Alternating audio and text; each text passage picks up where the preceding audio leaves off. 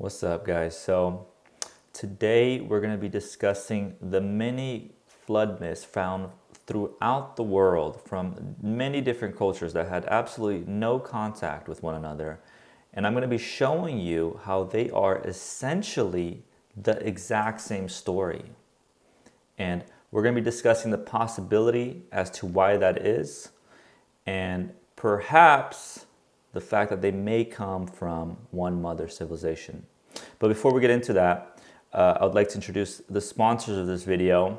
The World Health Society is a nonprofit that I founded in early 2020, and we operate a nursery within a public school in rural Nepal on the foothills of the sacred Himalayas.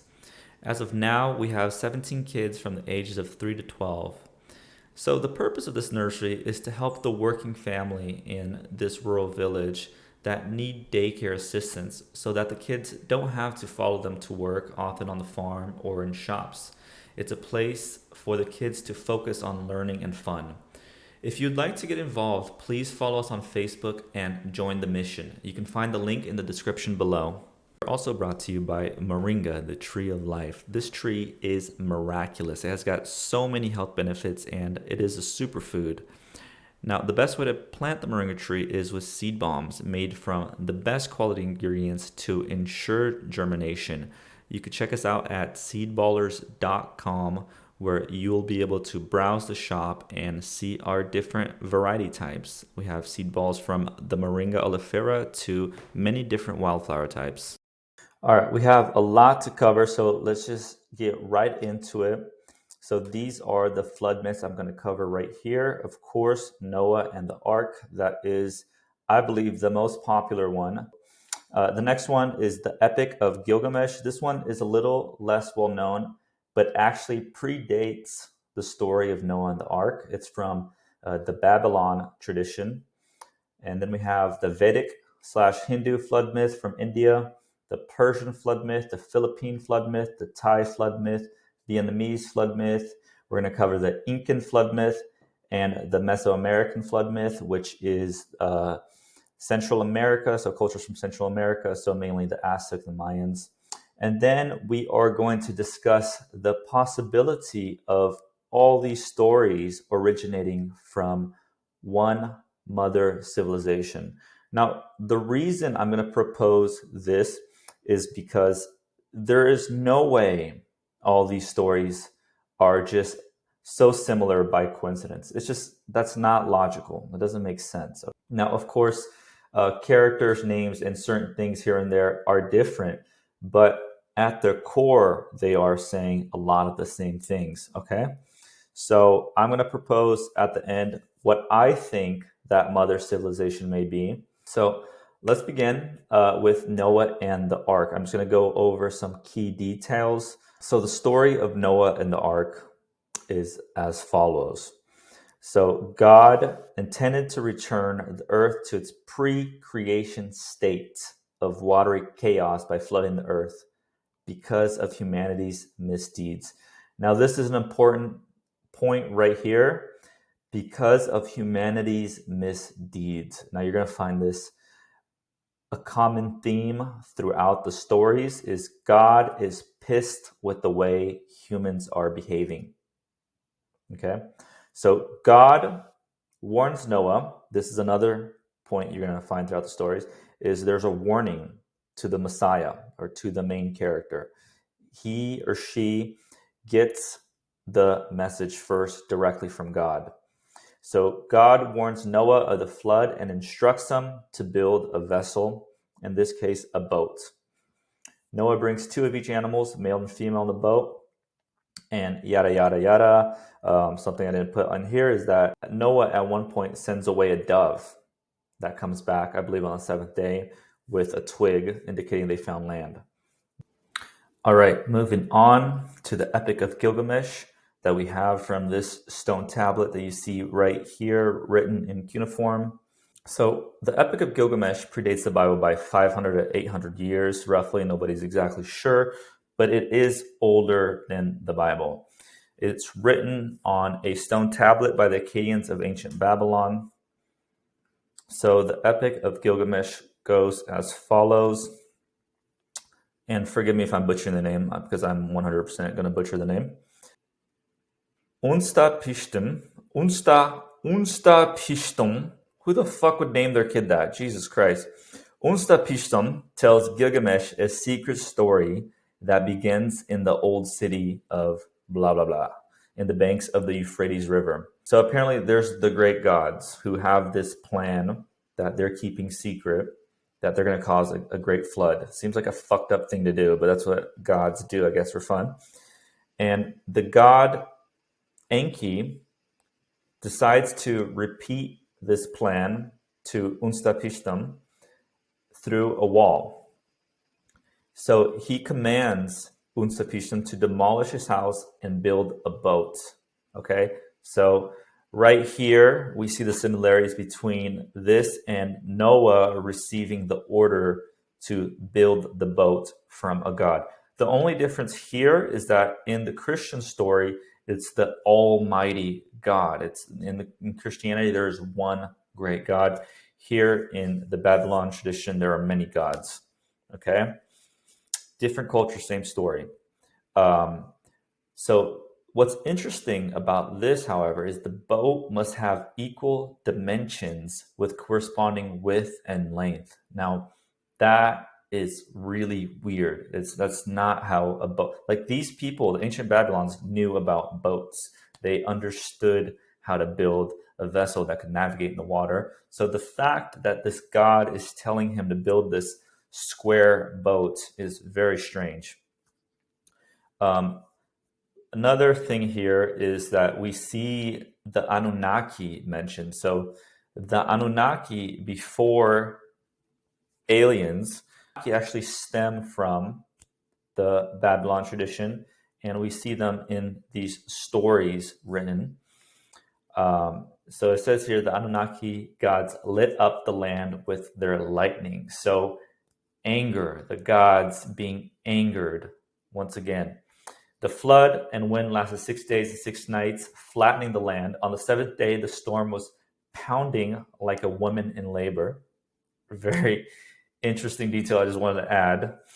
And then on the seventh day, he released a dove that flew away but came back to him. Okay, so again, that is the same as Noah. Noah releases a dove and comes back to him.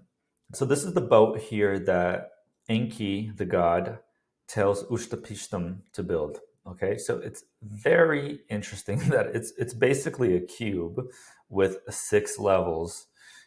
You see the levels here, 1, 2, 3, 4, 5, 6. That's described as part of the building instructions, 6 levels. I'm not sure the significance of that. But, you know, this makes me feel that it's symbolic. Like this is more of an ark than an actual boat. So I'm not sure exactly why this is the case, but it's an interesting, but it's just a very interesting part of the story. And I think this is still a mystery that needs to be solved. So we're going to see later in the story of the Americas that the natives have a very similar part in their myth regarding a square box as well. So moving on, here we're going to discuss the Hindu and the Vedic floods. If you guys don't know about the Vedics, they are a fascinating ancient civilization, and they are basically the mother religion to Hinduism. That's where Shiva and Vishnu, those stories stem from. So here in this flood myth, we see here 2 characters, Manu and Matsya. So this legend first appears around 700 BC. So the story of Matsya, which is the incarnation of Lord Vishnu as a fish, forewarns Manu, a human, about an impending flood. Okay, so again, here we see a god warning a human about a flood. So a repeating of the Messiah receiving this divine notice. They are chosen, usually because they are a pious human being and they love and worship God. So he receives the order, and he orders him to collect all the grains of the world in a boat. Okay. Now, I forgot to mention the previous two stories. They are ordered to. So, the purpose of being warned about this flood is to save civilization. So, for example, Noah is ordered to collect two of each animal. Here, we're seeing Manu being ordered to collect all living creatures and all the grains of the world. Okay. To be preserved on this boat. So another myth is Puluga. So here you see a devastating flood being sent to punish the people who have forgotten his commands. So only 4 people survive, 2 men and 2 women. Again, you see the duo. It's always a man and a woman. Here you see 2 of each. And punishment for people forgetting the commands of God, not knowing how to worship God. Because apparently God loves to be worshipped. He has a giant ego and he just wants people liking all his posts. All right, moving on to the Persian myth. And we're going to start going a little bit faster here just because there's so much to cover. And I don't want this video to be too long. And I forgot to mention, guys, that I am just covering a fraction of the amount of the flood myths. There are hundreds more, but I just don't have the time to cover them all. But you should do your own research if you're interested in this and check them out for yourself. So the Persian flood myth, here we see Mazda warns Yema that there will come a harsh winter. Again, a warning. So Ahura Mazda advises Yema to construct a vada, which is an enclosure. Once again, there is divine instruction to construct a vessel. This he is to populate with the fittest men and women. Okay, so the best of the best. And they're going to get it on the vessel and just make the hottest people. And with 2 of every animal, bird and plant. Again, animals and plants being saved, like the grains, so that when the flood subsides, people can continue eating their rice. Because who doesn't like rice with some nice gyoza, maybe some edamame? So the Philippines, completely isolated from everybody. Like, they are a tiny little island chain in the middle of nowhere. Absolutely no connections to the Middle East or to Europe. So really, they are an isolated culture that should have no similarities in their myths to any of these myths that we're seeing here. Okay, so I really like this one. Let's go over it. And sick art. So according to the Ifugao myth of creation, the Ifugao are the direct descendants of the Wigan, the god of the sky world. So here we see a chosen people. So we see these people here are chosen. They are descendants of the gods. They're special. Had a son and a daughter, and they are the parents of the Ifugao. So a little similar to Adam and Eve's story, not precisely, but interesting that there's 2 that come from God and then populate the world. All right. So legend has it that the god from the sky world gave the first sacred rice to the Ifugaos. We all know Filipinos love rice. So of course rice is going to be in their myth and their creation story. But what's important here is that we have gods bringing agriculture to civilization. And I'm going to discuss in another video another series of myths of gods arriving and giving a more primitive culture, agriculture. And these people are basically the bringers of civilization. And we see this depicted in monuments like Göbekli Tepe, in the Mayas, and in Sumeria. And these figures are often seen holding a bag. And these gods are the bringer of the civilization. Now, it is my opinion that these here depicted come from this mother civilization that I am going to discuss further on in the video. But who knows? That is just pure speculation from me connecting the dots of the things that I have studied and researched. Again, I think you should all do your own research and come up with your own ideas because it is absolutely fascinating. This is the hidden human history, and we should all understand our past so that we can all better understand ourselves and where we are going. Because humans repeat patterns. We have something called human nature, and it plays itself out again and again and again throughout history. So one year, the rain was supposed to come, and it didn't. So people began to dig for water, hoping to find the soul of the river. So they struck a great spring, which angered the river gods. Okay, so again, here you see anger from the gods. The gods just love being pissed. They're so sensitive, these gods. Oh my God, just chill the fuck out. Like these gods must have not had marijuana. These are not the marijuana gods. But these gods just don't know how to chill the fuck out. So they struck the great spring, and the river gods got fucking pissed and began to rain, and the river overflowed. So the resulting flood wiped out all of humanity save for 2 survivors who repopulated the earth once the waters receded. Again, 2 survivors repopulating the world, much like Adam and Eve, much like Noah and his family once they survived the flood, much like many of these other stories. It's a starting again and the repopulation with a select group of people who are the chosen one. So these 2 are very interesting. Let's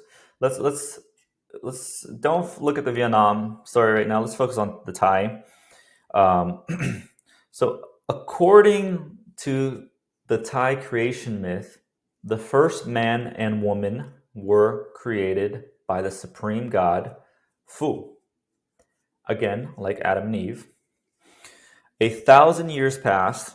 Their descendants were wicked and crude, as well as not interested in worshiping the supreme God. I cannot believe the similarities between this and Christianity. So here you see the God got angry and punished them with a great flood. So again, this is the exact same story, people. Like you must see the patterns here, okay? So there's supreme God created man and woman. All right. The people were being wicked and crude. So misdeeds, they were misbehaving. The gods got pissed at human behavior. They were not happy. And then they were also mad that they weren't being worshipped. Again, you see the ego of the gods. They just love that worship, don't we all? All right, so God got angry, punished them with the flood. Fortunately, some descendants survived because they fled into an enormous magical gourd. All right? I don't know where these people come up with this, but there you have it, a gourd, a magical gourd.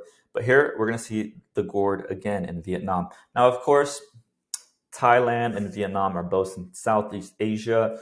Thailand is just south of Vietnam. Vietnam borders Thailand, home of the Pho. Okay, so let's see what they have to say here, the Pho people. Oh, interesting enough, the supreme god from Thai is called Fu. All right, very similar to Pho. I think they should have a Pho god. I don't know why they don't.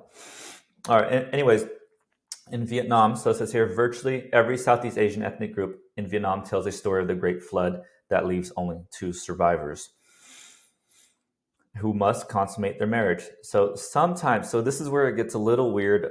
The Vietnam story is kind of strange. All right, it's a little different. They got weird with it. They didn't care. They got weird with it. All right.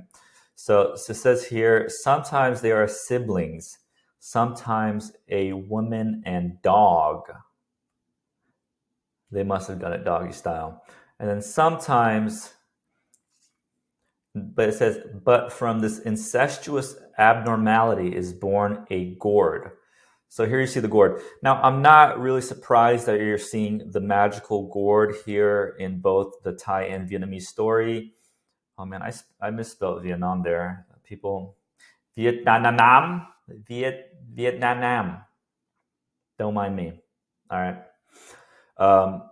Anyways, so from this incestuous abnormality is born a gourd or a gourd-shaped lump of flesh, which is absolutely disgusting to think of. And the gourd becomes the source for various ethnic groups, according to this researcher who explored the flood myths of Southeast Asia by collecting 307 flood myths in the field research in Vietnam in the early 90s. So fascinating. So it's fascinating that these oral tradition, these myths, survive for hundreds, if not thousands of years, passed down from generation to generation, orally, I should probably reword that, passed down from generation to generation in spoken form. Okay, so that in itself shows the power of these stories because the people understood the importance of passing down this story. It wasn't just some casual thing, just some make-believe story. This is something that really happened to this culture and traumatized them, and they felt the need to pass down this story from generation to generation so that it may be remembered by their descendants. All right, so now we are going to migrate to where I am from, the Americas. So here are my people represent. All right, so the Incas in South America. This is an interesting one. So the Inca supreme being and creator god, Viracocha, first created a race of giants. Now, you see the race of giants in other stories as well. I believe they're called the Nephilim in the Bible. So the giants, however, were unruly. So again, you see a connection with the creation of God and them not being perfect, not being good enough, being unruly, difficult to manage. They probably, they love to fucking fight. And God doesn't like people that like to fucking fight. God likes people that get on their knees and worship him. All right. So he destroyed them in a mighty flood and turned them to stone. Following the deluge, he created human beings from a smaller stone. So here, humans are being created from the raw material of the earth, much like Adam and Eve that were created from soil. Well, Adam was created from soil. Eve was created from Adam's rib. So in other version of the story, the impious race is the pre-Inca civilization of the Tiwanaku. Actually, I'm better at pronouncing this one. Tiwanaku. Tiwanaku. So the Tiwanaku Indians about Lake Titicaca. And holy fuck, that is my favorite word of this whole presentation so far. Titicaca. I could just say that all day. Titicaca, Titicaca, Titicaca. I might name my kids Titicaca. So the large high lake in the Andes. So Lake Titicaca, the large high lake in the Andes. Viracocha drowns them and spares two, a man and a woman, to start the human civilization, to start the human race anew. So Viracocha spares a man and a woman to start civilization anew. Again, two survivors must repopulate the earth. Okay? That is not new. That is an age-old pattern that we're seeing here. And interestingly enough, so going back to the Babylonian story of Gilgamesh, we see here the man and the woman float to Lake Titicaca in a wooden box. So here we're seeing the vessel. Let's go back to it. So the wooden box. So this is the vessel that the god Enki commanded Ushtampishtam to build, essentially a wooden box. So the Babylon is nowhere near America. It's in the Middle East. So how are we seeing? I hope Babylon's in the Middle East. Anyways, it's not in the Americas. So how are we seeing the same box, okay, in South America? Because the survivors were in this wooden box. Now we're seeing here again that there is a man and a woman surviving in a wooden box on Lake Titicaca. All right, moving on, the Mesoamerican flood myths. So this includes the Mayans and the Aztecs. And I'm going to be doing more videos on the Mayans and the Aztecs because there's a lot to explore there. I have a lot to say about the Mayans and the Aztecs, a lot to say about their calendar, and a lot to clear up. Like, I think people just don't understand the Mayan calendar, what it represented. The whole 2012 thing where people thought it was the end of the world is an absolute misconception. It was the end of the age. It was the end of the age of Pisces because we are moving into the age of Aquarius. If you understand the precession of the equinox, which is the great cycle. So Earth has 3 cycles. We have the day cycle, it takes 24 hours for the Earth to rotate. Then we have the year, which takes 365 days for the Earth to go around the sun. And then we have one more cycle that nobody knows about, seemingly. And this is the precession of the equinox. It takes roughly 26,000 years for the cycle to complete. And in this period of time, it crosses the north axis, points to 12 different constellations. Just like during the year, each month kind of goes through a different constellation. We have, Aries, Aquarius, Pisces, all that. I know all you IG girls out there that are into astrology know all about this. But anyways, with the precession of the equinox, the passing through each of these constellations takes about 2,100 years, roughly. Okay, each of these phases, it's called an age. So, for example, during the time of Moses, we were in the constellation of Aries. Okay, that's why when Moses comes down from the mountain, he sees people worshiping the bull. He gets angered because we were no longer in Taurus. We were moving towards the constellation of Aries. And I should have mentioned here that with the precession of the equinoxes, the constellations go backwards. So it goes Taurus, Aries, Pisces, Aquarius. Whereas normally the constellations through the year, as the months go on, it goes Aquarius, Pisces, Aries, Taurus. Okay. So anyways, Moses comes down, sees people worshiping the bull. He gets pissed. He breaks the commandments because we are now in the age of Aries. So Moses represents the age of Aries. And then Jesus is born in the year 0, AD, present. It's what begins our calendar, present time. And Jesus represents the beginning of the age of Pisces. That's why you see the fish, on people's cars, because Jesus is represented by the fish. He represents the age of Pisces. And 2,000 years later, we are now ending the age of Pisces, and the north axis now begins to point towards the constellation of Aquarius.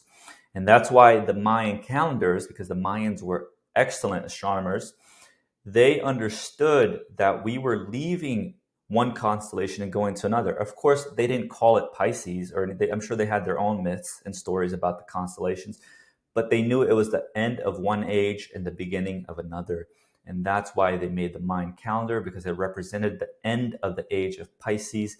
And we are now entering the age of Aquarius, which is a period of about 100 years. It's not like one day it's one age and the next it's another. So I'm going to be doing a video on the precession of the equinox because there's a lot to say and go through here. And that's going to be another half-hour video. So check in on that later. All right, returning to the Mesoamerican flood myths. All right, let's check this out.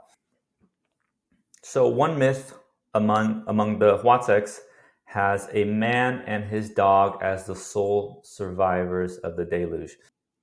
Again, interesting that there's a dog here. Just like the Vietnamese myth of there being a dog present as a survivor. But the man finds out the dog takes the shape of a woman during the day when he is away. Really weird. The man and the dog, woman, then repopulate the earth. Okay, fucking gross, but it is what it is.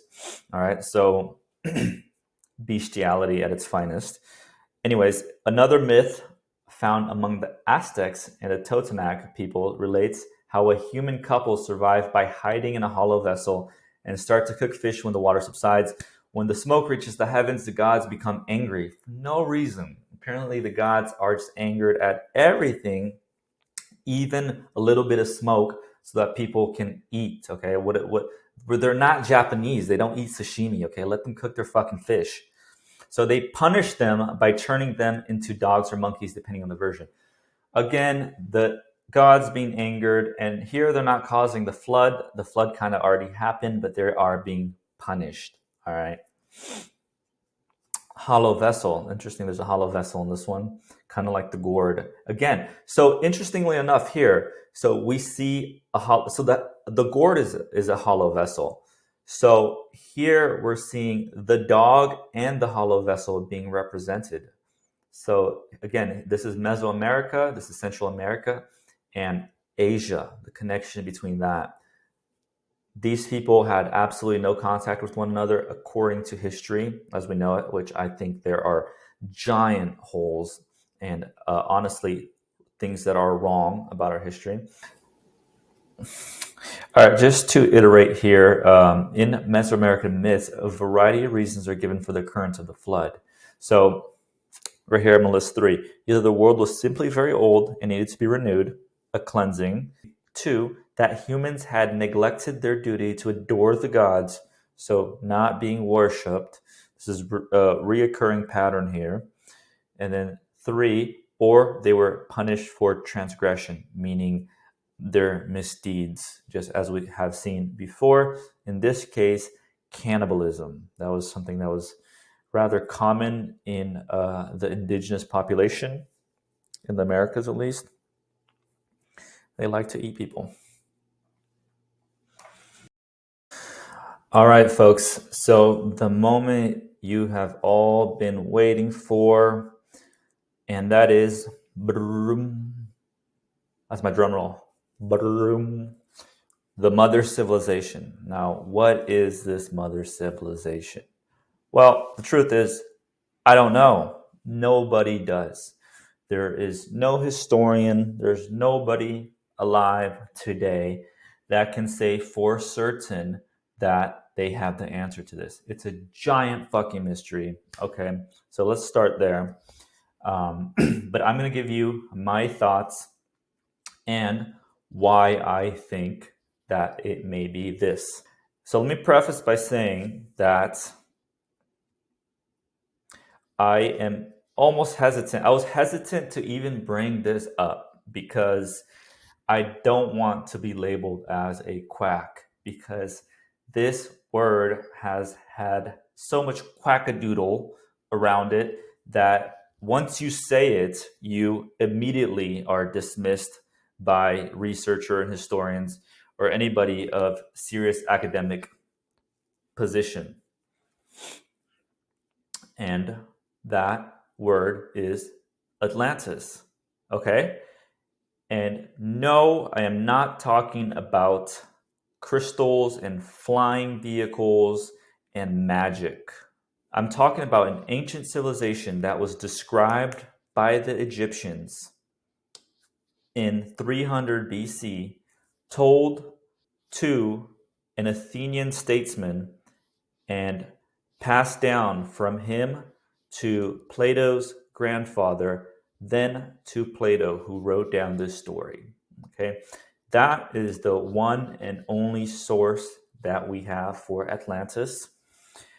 However, it just aligns so perfectly with this mystery that I cannot dismiss it. I cannot not mention it here because it fits the puzzle perfectly.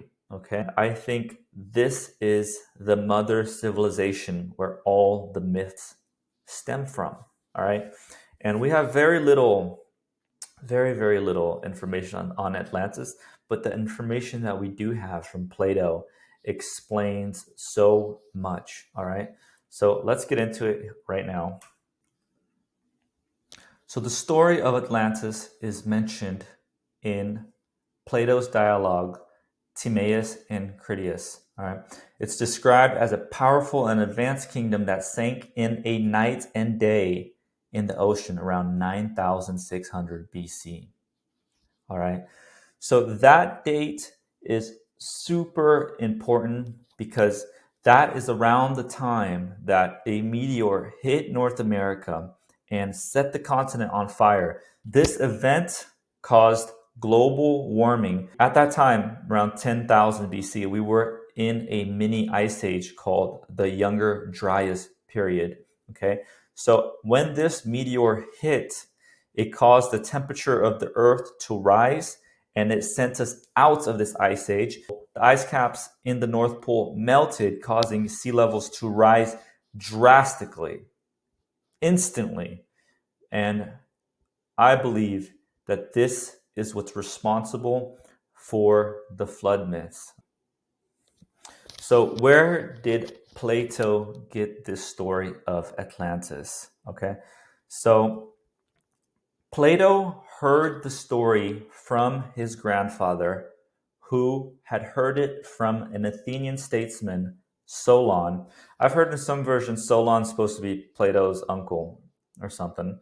So here it's saying that he was a statesman. And Solon had learned it from an Egyptian priest who said it had happened 9,000 years before that. Okay. Now that, folks, is very interesting, okay? Because Egypt is a giant fucking mystery in itself, okay? And one of the things that is so interesting about Egypt is that you see the pyramids built in the earlier periods in the Old Kingdom are actually more sophisticated and well built than the newer ones. So this suggests that the ancient Egyptians, the earlier Egyptians, were actually more advanced and sophisticated and organized than the following ones through the newer kingdoms. Okay, so why is that? Perhaps is that because they were more closely connected to this mother civilization. They had their roots still intact. They had survived the flood, perhaps fled to Egypt and started anew. And that's what Egypt is. Is Egypt the child of Atlantis? Perhaps. I don't know. All right, so I need to do a full video on Egypt because there is just so much to be said and explored about Egypt that I cannot just do it right here. So check out my future video on Egypt because I'm going to go into depth and discuss more about Egypt's history and some of the evidence that we have that suggests that Egypt is the child civilization of Atlantis. And so there's going to be more about that to come because Egypt is absolutely fascinating and it is a giant mystery. Okay. So this is really, really, really sad. All right. This really pisses me off. So this is a giant mystery. Why? Why do we not have any information on any of this? Okay. Well, we should. However, we don't because of an asshole named Julius Caesar, most likely. All right. So there was a library in ancient Egypt called the Library of Alexandria, and it contained lots of documents. All right. So if you see here, it is estimated that at one time the Library of Alexandria held over 500,000 documents from Assyria, Greece, Persia, Egypt, India, and many other nations. It's described here, it was a place of study which included lecture areas, gardens, and zoo, and shrines for each of the 9 muses, as well as the library itself. So the library was so large, it actually had another branch or daughter library at the Temple of Serapis. Right. So most likely in this library, we would have found the history of Atlantis. We would have found this mother civilization. We could know the truth. However, it looks like Julius Caesar burned it down. So it says here the first person blamed for the destruction of the library is none other than Julius Caesar himself. Julius Caesar set some ships on fire. The fire spread and destroyed the Egyptian fleets. Unfortunately, it also burned down part of the city, the area where the great library stood. Okay. There's also another story. However, it's a little bit more complicated, but you can find that story of the burning of Alexandria in the fall, the rise and fall of the Roman Empire. Either way, it looks like the Romans were responsible for the burning of the Library of Alexandria, where we would have known our mysterious history and so much more. So, unfortunately, that is lost forever, and we may never know the truth. Unless, of course, we find more ancient documents or evidence somewhere under the ocean, which is most likely where it would be. All right, guys, I'm going to leave you with this quote from Plato, and I'm going to show you here the connection between Plato's story and all the flood myths that we have just looked over. So here it says, for many generations, they obeyed the laws and loved the divine to which they were akin. They reckoned that qualities of character were far more important than their present prosperity. So they bore the burden of their wealth and possessions lightly, and did not let their high standard of living intoxicate them or make them lose their self-control. Plato is talking about the ideal society here. He's painting the picture of Atlantis as this divine society where everything was in order. The people were humble, intelligent, yet sophisticated. Okay, so this is our mother civilization, Atlantis, described here. But what happened? When the divine element in them became weakened, so here we see a loss of the divine. When the divine element in them became weakened and their human traits became predominant, they ceased to be able to carry their prosperity with moderation. And this is the key quote right here. They ceased to be able to carry their prosperity with moderation.